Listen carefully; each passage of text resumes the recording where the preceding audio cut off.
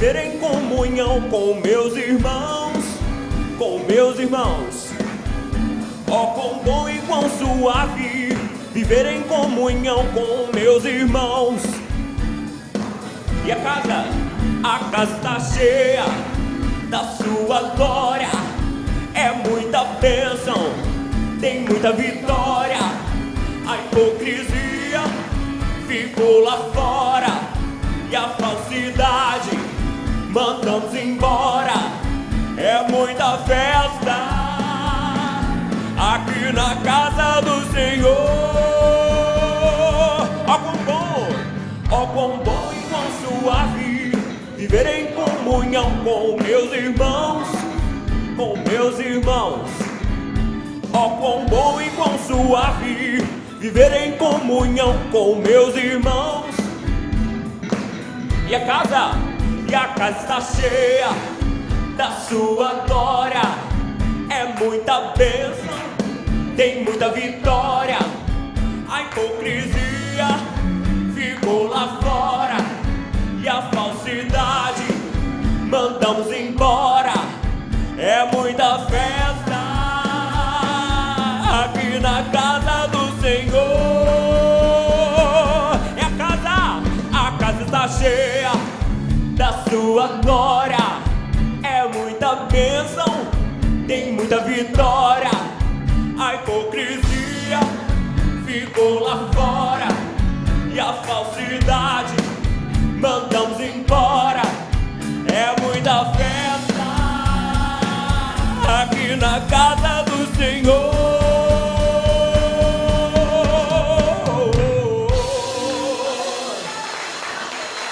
Amém. Por tudo que tens feito, por tudo que vais fazer, por tuas promessas e tudo que és, eu quero te agradecer com todo o meu ser. Por tudo que tens feito, por tudo que vais fazer, por tuas promessas e tudo, eu quero te agradecer com todo o meu ser. Te agradeço, meu Senhor. Te agradeço, meu Senhor. Te agradeço por me libertar e salvar, por ter morrido em meu lugar. Te agradeço, Jesus, te agradeço. Eu te agradeço, te agradeço por tudo que tens feito, por tudo que vais fazer e pelas tuas promessas, Senhor. Eu quero te agradecer com todo o meu ser. Te agradeço por me libertar e salvar, por ter morrido em meu lugar. Te agradeço, Jesus, te agradeço. Eu te agradeço.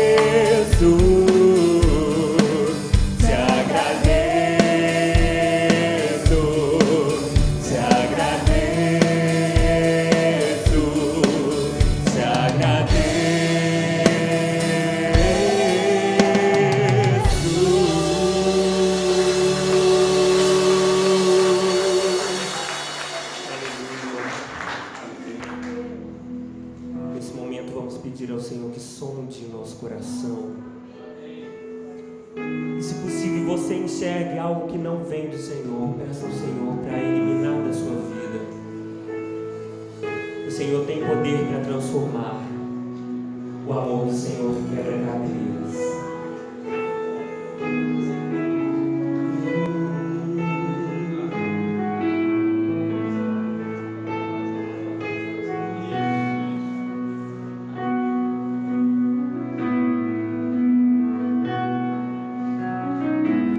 Oh Deus, me sondas, conheces-me,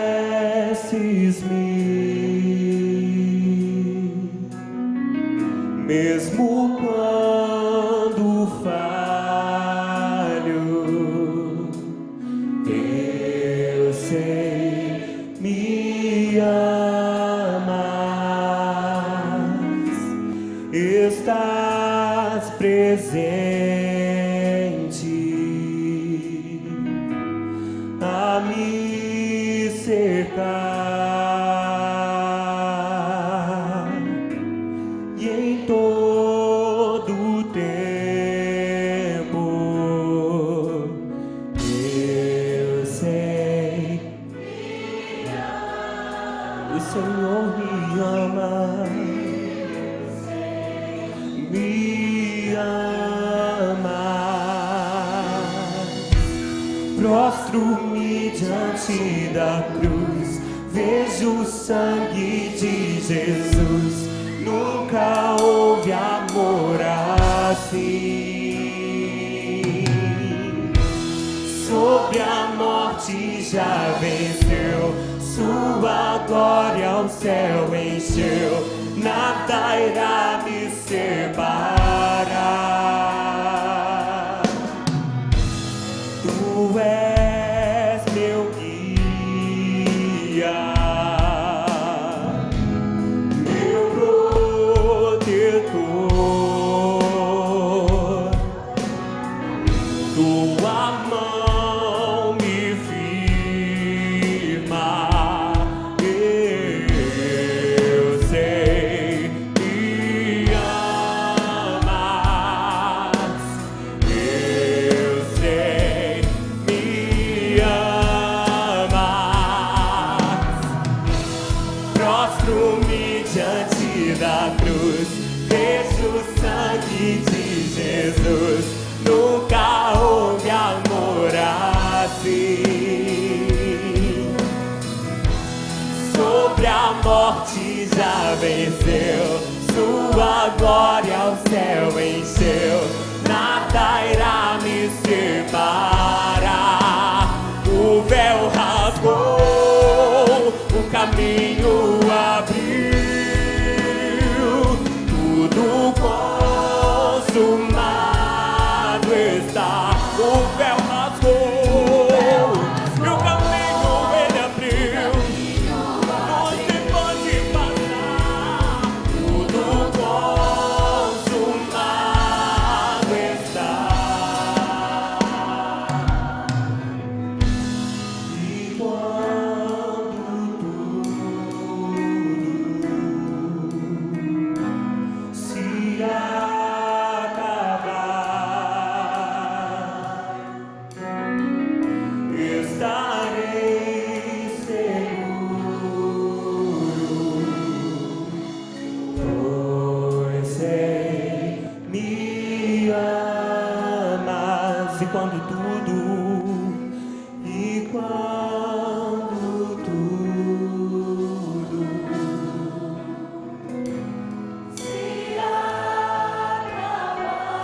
seremos só nós e o Senhor.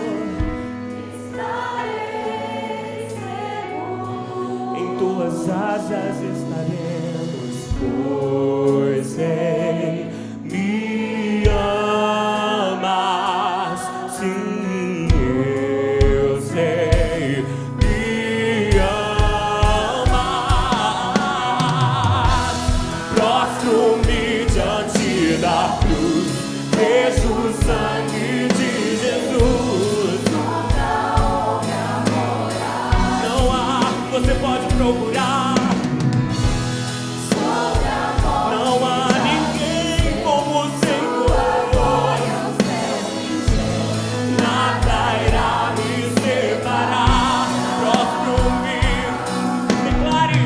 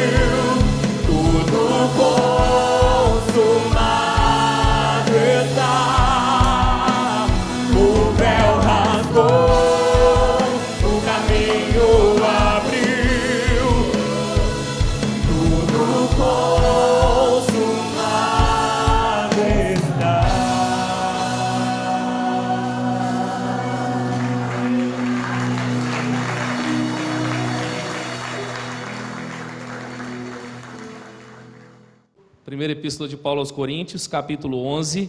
Nós vamos ler apenas um verso, o verso 29. Vamos ler uma só voz? 1 Coríntios 11, 29. Diz assim o texto: Pois quem come e bebe sem discernir o corpo, come e bebe juízo para si. E nessa noite eu quero te convidar a uma reflexão que possa te conduzir a uma leitura mais acertada, mais assertiva, especialmente de uma expressão que aparece dentro desse verso, que está dentro de um escopo maior. Essa passagem, na verdade, ela está inserida numa reflexão do apóstolo Paulo, falando acerca da igreja, e nesse contexto há uma repreensão de Paulo, uma instrução, mas também uma repreensão, porque essa igreja, na maneira como participava da ceia, essa igreja estava em falta, eles estavam falhando, eles não estavam desfrutando desse momento tão abençoado, da maneira mais correta, mais assertiva. E nessa noite eu quero então pensar com você nessa direção, na direção de nós entendermos um pouco mais o que significa essa noite tão especial, irmãos, para a vida da igreja. A ceia do Senhor Jesus, uma ordenança que Jesus nos deixou, um sacramento das Escrituras, e que nós precisamos refletir, pensar acerca desse sacramento para participarmos de maneira correta. O texto que nós lemos, ele diz que quem come e bebe sem discernir o corpo, come e bebe juízo para si. O que eu quero destacar para a nossa introdução aqui é que uma participação equivocada da ceia do Senhor, ela não é neutra. A ceia para nós, ela não é ou eu sou abençoado ou nada acontece. Não existe isso. Ou eu participo positivamente da ceia, de uma maneira que glorifica a Deus, de uma maneira que eu sou edificado, de uma maneira que eu sou fortalecido na fé, ou eu como e bebo juízo. É isso que a Bíblia diz. Não existe outra opção. Basicamente, antes aqui a passagem diz que é necessário que cada pessoa, que cada um de nós, ao participarmos da ceia, façamos um autoexame. Examine-se, pois, o homem a si mesmo, e depois coma do pão e beba do cálice. Basicamente, o que Paulo está dizendo é que todas as vezes que nós nos reunimos para participar da ceia do Senhor, nós devemos fazer um autoexame. Nós devemos pensar acerca da maneira como nós estamos participando desse momento. E basicamente aparece uma palavra nesse verso 29 que eu quero destacar e trabalhar um pouquinho em cima desse conceito. Verso 29 diz: pois quem come e bebe, de que maneira? Sem discernir.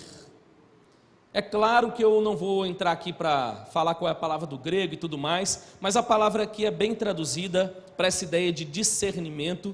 E basicamente, quando nós pensamos nessa ideia de discernimento na nossa língua, eu fui ao dicionário inclusive para talvez te auxiliar a começar a entender aonde Paulo quis chegar, onde eu quero chegar na aplicação desse texto. Basicamente, discernir na língua portuguesa significa a capacidade de compreender situações, de separar o certo do errado. Outro significado, capacidade de avaliar as coisas com bom senso e clareza. Juízo, tino. Então, basicamente, irmãos, a Bíblia está dizendo que é sob esse requisito que nós devemos participar da ceia. Precisamos discernir o corpo. Pastor, eu estou na igreja há 15 anos, há 20 anos, há 30 anos, pode ser a sua realidade, ou há 2, 3, e até hoje, quando eu ouço essa expressão, eu não consigo entender o que isso significa. É necessário discernir o corpo. Parece uma linguagem de investigação criminal, e aí eu preciso distinguir um corpo do outro. Basicamente, irmãos, nós vamos refletir aqui, são 2 aspectos apenas. Nós vamos fazer uma reflexão, nós precisamos fazer uma reflexão sobre o significado de corpo de Cristo nas Escrituras e também nessa passagem. E eu quero então fazer 2 aplicações com você para nós participarmos da ceia. A primeira é que nós precisamos discernir a vida e obra de Cristo. Esse é o corpo de Cristo. Quando a Bíblia fala de discernir o corpo, tem a ver com discernir, ter bom senso, entender tudo o que significa o corpo de Cristo, ou seja, tudo aquilo que diz respeito à vida e obra do nosso Senhor. E basicamente o convite é para uma reflexão que a gente pode resumir essa reflexão dentro de um tripé muito comum na teologia reformada, Esse tripé começa com a ideia da criação. Para que eu discirna o corpo e participe da ceia, eu preciso reconhecer que existe um Deus Criador, que criou todas as coisas. Isso é básico. Deixa eu ir além e te dizer o seguinte: a Bíblia não é um livro que tem como propósito provar a existência de Deus. A Bíblia é um livro que pressupõe a existência de Deus. A Bíblia não diz assim: deixa eu começar a argumentar para que você creia que Deus criou todas as coisas. Não, ela diz assim: no princípio criou Deus, e assim começa o texto sagrado. Basicamente, eu não consigo discernir o corpo se eu não reconheço que existe um Criador, existe um Deus, existe um ser que está acima de nós, que é totalmente diferente de nós, que é todo poderoso, que tem a capacidade de trazer existência às coisas do nada.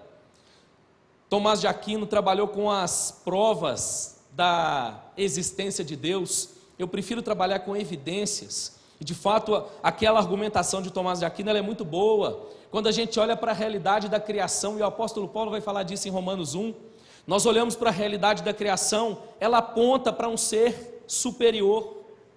Há uma escola, inclusive, que caminha dentro de um ramo científico chamado design inteligente, que eu acho ela muito interessante, muito curiosa.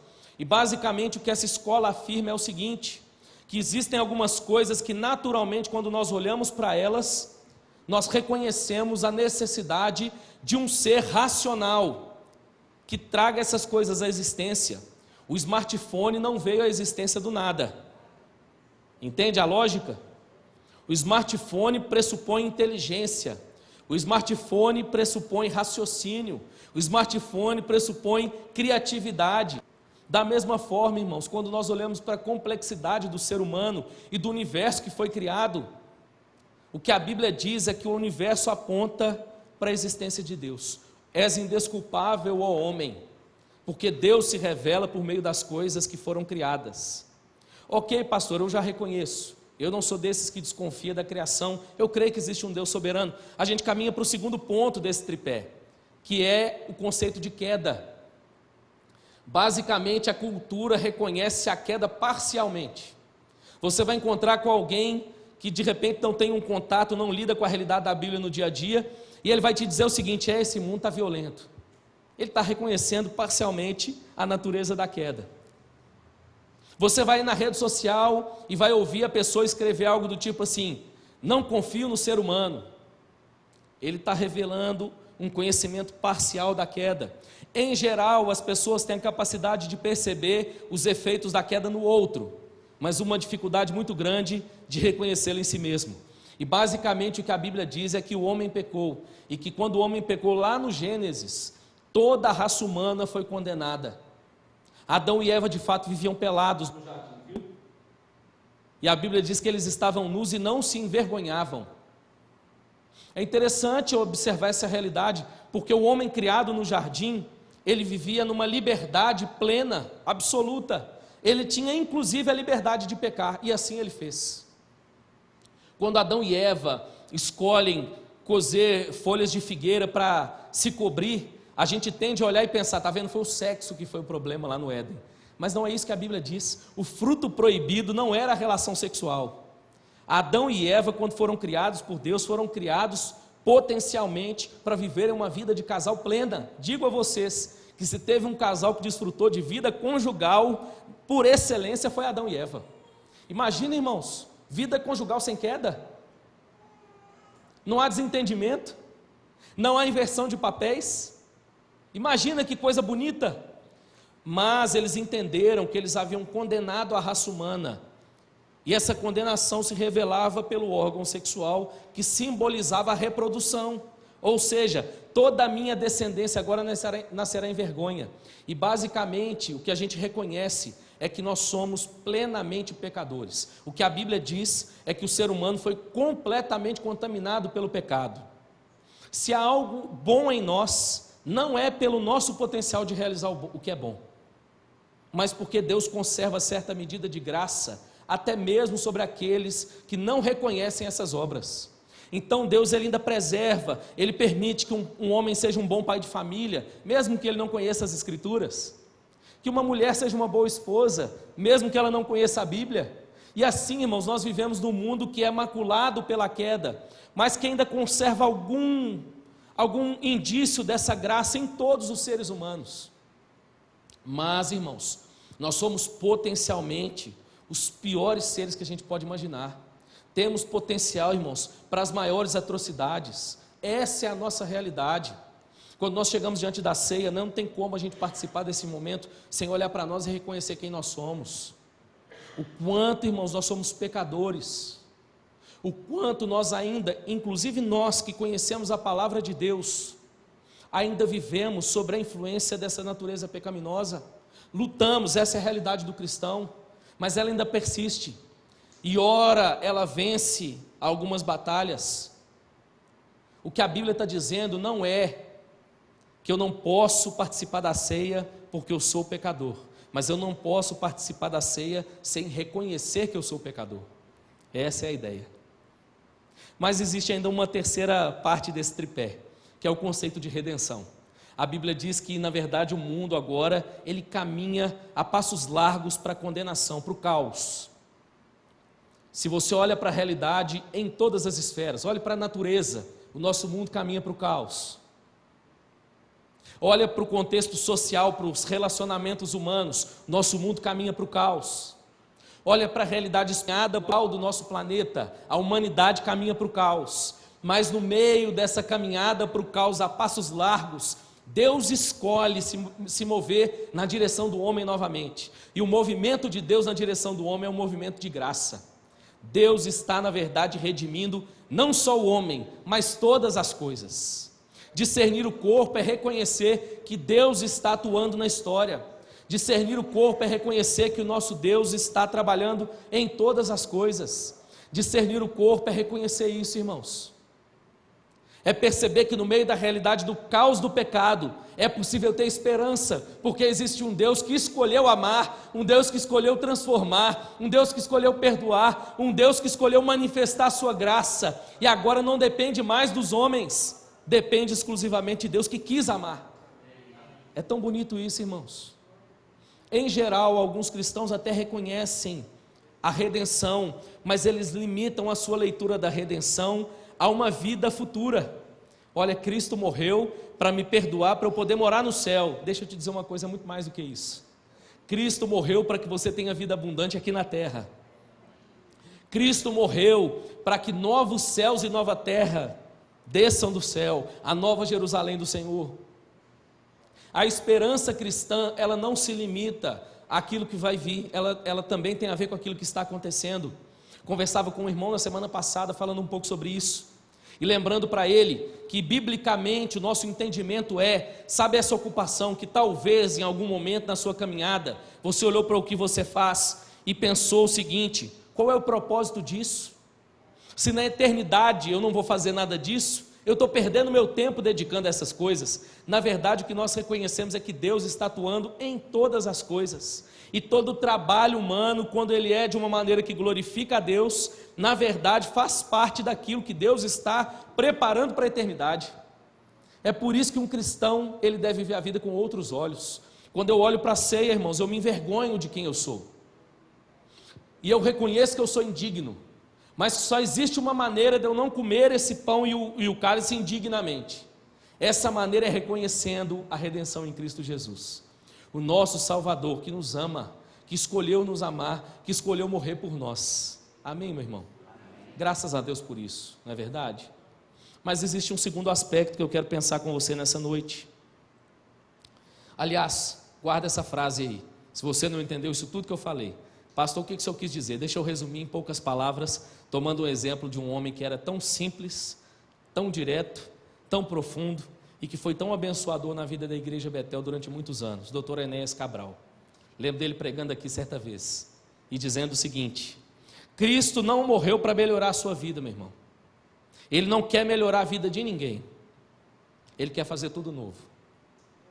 Amém? Jesus e o Evangelho e a graça não é uma melhoradinha. Não, eu vou para a igreja para ver se minha vida melhora. Não, o que Cristo quer fazer é fazer tudo novo.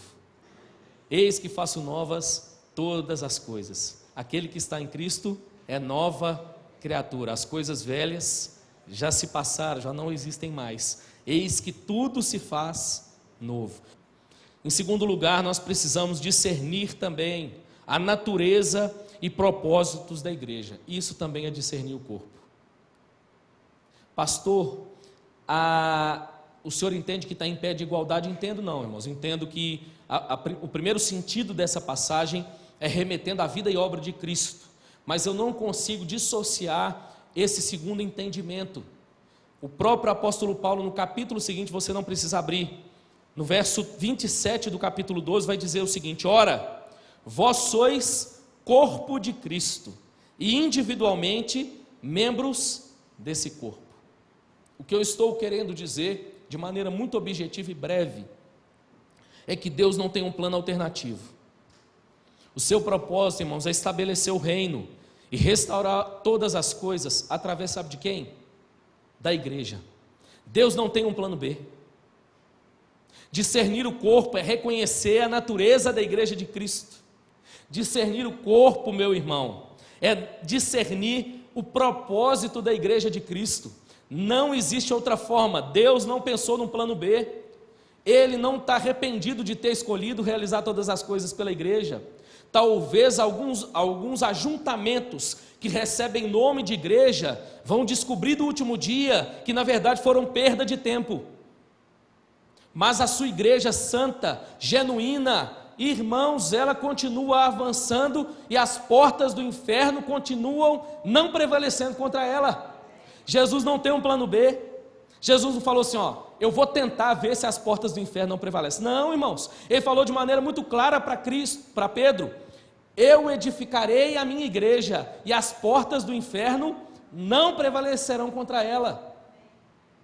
É muito bonito olhar para essa realidade, meu irmão, e descobrir que Deus não tem um plano B, viu? É através de nós, é através do ajuntamento do seu povo que Ele está realizando essa obra de redenção. Mas deixa eu te dizer uma coisa. Quero ler, porque eu não quero fugir à ideia que me veio quando eu estava escrevendo essa mensagem.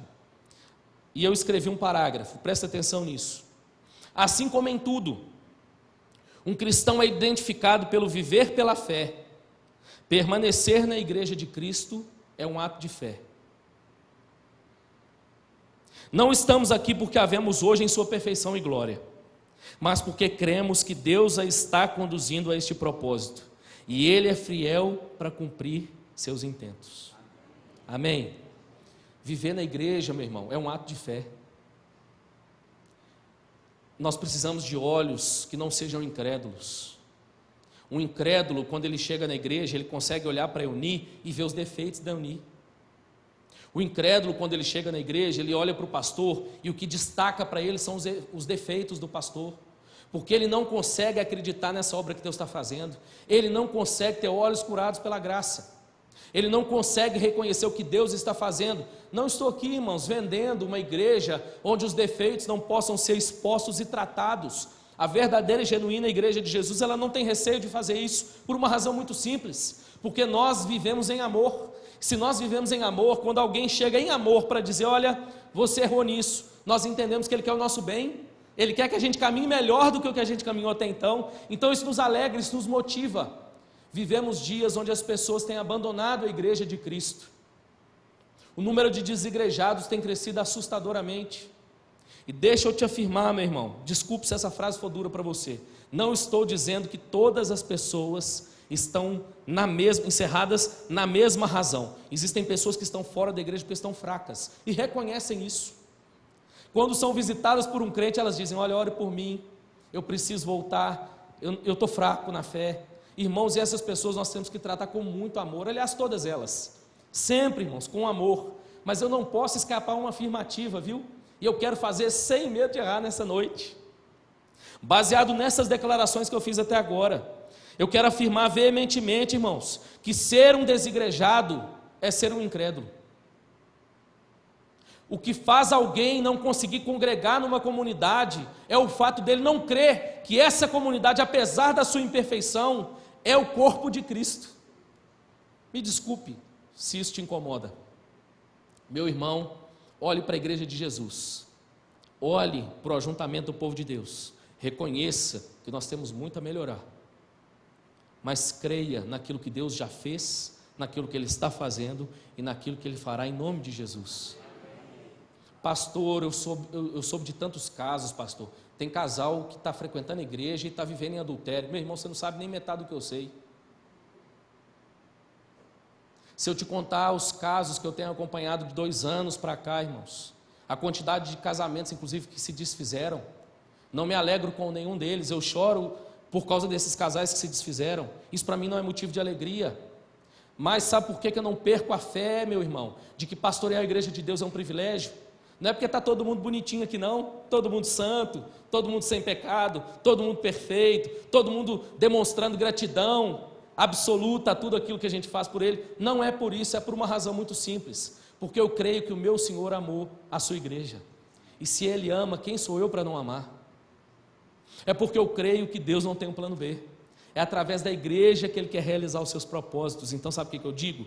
Eis-me aqui, Senhor, me ajude a ter olhos de fé, para que no meio do caos eu enxergue aquilo que o Senhor está fazendo. E muitas vezes, no meio de um caos, às vezes de uma família que parece que vai ser desfeita, Deus manifesta a sua graça, e essa graça se torna um testemunho para as nações.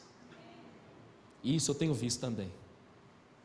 Quero te dizer, meu irmão, que eu creio na igreja de Jesus, quero te dizer que eu amo a igreja de Jesus, mas não é por minha causa, é porque Ele tem me dado fé para isso. E hoje a fé vem pelo ouvir, e ouvir a palavra. Ele te trouxe aqui para que você saia daqui com a sua fé aumentada nessa direção, amando a igreja de Jesus, entendendo que é aqui, meu irmão, que Ele tem manifestado a sua graça. Amém? Em nome de Jesus. Quero caminhar para o fim. Pastor, na sua percepção, como isso fica claro na passagem? Irmãos, é muito claro para mim na passagem, pela maneira como Paulo começa a trabalhar o texto. Se você der uma lida no capítulo, você vai perceber que essa reflexão, ela inclusive está no contexto de Paulo advertindo a igreja contra o partidarismo. Olha, vocês têm esse negócio de sou de tal pessoa, sou daquela, e nisso eu não vos louvo, porque inclusive quando vocês ajuntam, olha que interessante, a ceia na verdade é o resultado da maneira como a gente tem vivido o evangelho. Se nós temos dificuldade de chegar na ceia e trocar o cálice com alguém dentro da igreja, na verdade o problema é o que veio antes. E a ceia, irmãos, é o momento de começar tudo do zero, de dizer o seguinte: eu reconheço que o que veio antes não está legal, e que eu sozinho não dou conta de resolver isso, só tem uma pessoa que pode resolver essa conta, e quem Ele é? Jesus. Então nós confessamos, e deixamos, e comemos e bebemos do pão, entendendo que a ceia é uma oportunidade de recomeço para nós. Amém? Tem alguns versos aqui na sequência. Nós vivemos hoje, irmãos, uma incapacidade muito grande de tratar algumas questões, porque as pessoas dizem o seguinte: não, ninguém pode julgar. A Bíblia diz que a gente não tem que julgar nada nem ninguém. Eu ainda estou procurando esse versículo, ainda não encontrei. A única coisa que eu encontro na Bíblia é Jesus advertindo do juízo temerário. O que Jesus diz é: como que você julga o seu irmão que tem um cisco no olho, se há uma trave no teu? Mas o texto não termina aí. Sabe o que Jesus diz? Tira primeiro a trave do teu olho, então você verá melhor, e aí você pode ajudar o seu irmão a tirar o cisco. O ideal, irmãos, o propósito de Deus é que tudo comece com um auto-julgamento. E aqui, olha o que a passagem vai dizer na sequência. Vou terminar aqui, versos 31 e 32. Porque se nos julgássemos a nós mesmos, não seríamos julgados.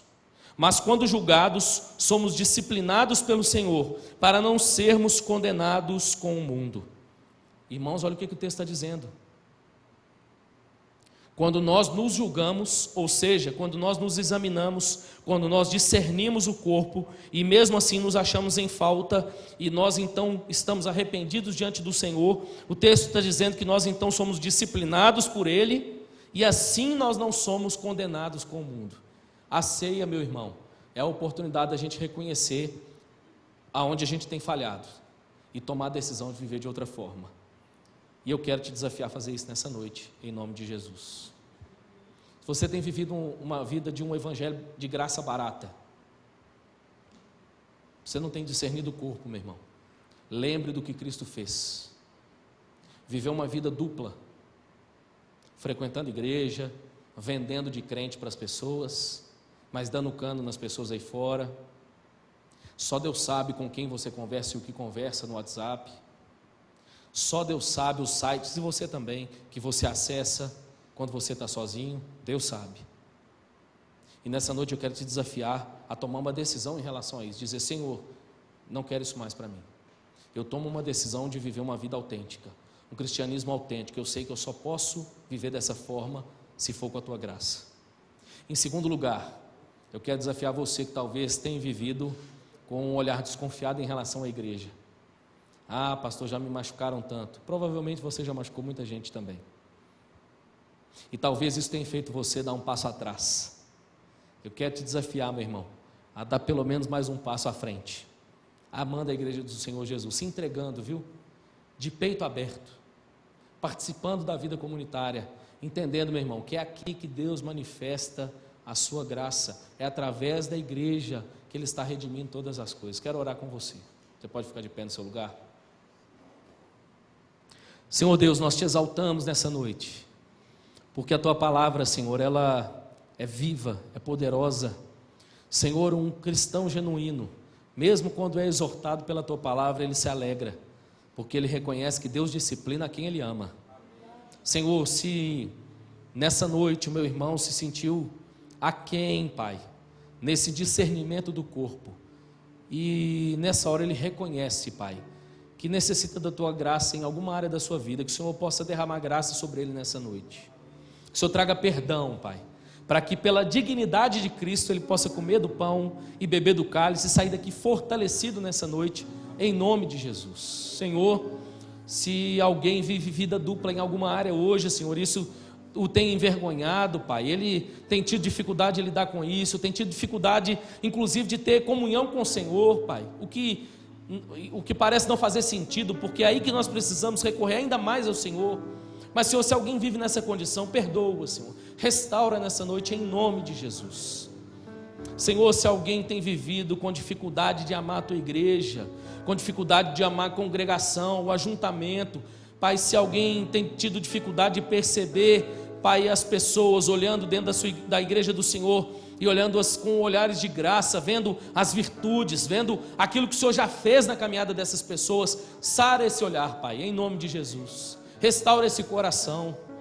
Pai, eu olho para irmãos dessa igreja, Senhor, que o Senhor já fez tanto na vida deles, Pai, e assim, Deus, como exemplo, temos tantas pessoas, Pai, que o Senhor já redimiu e está redimindo, famílias que chegaram aqui quebradas e o Senhor restaurou, vidas, Pai, que foram transformadas, libertas, Pai, de vícios, libertas de comportamentos compulsivos, libertos do poder das trevas. Senhor, temos tanto para celebrar. Livra-nos de um coração ingrato, que olha para a igreja e só vê defeito, que olha para as pessoas ao redor e não consegue enxergar aquilo que o Senhor já fez, está fazendo e vai fazer. Ó Senhor, em nome de Jesus, que nós possamos nos alegrar em pertencer à tua igreja e reconhecer que é ela que o Senhor está conduzindo para a glória, em nome de Jesus.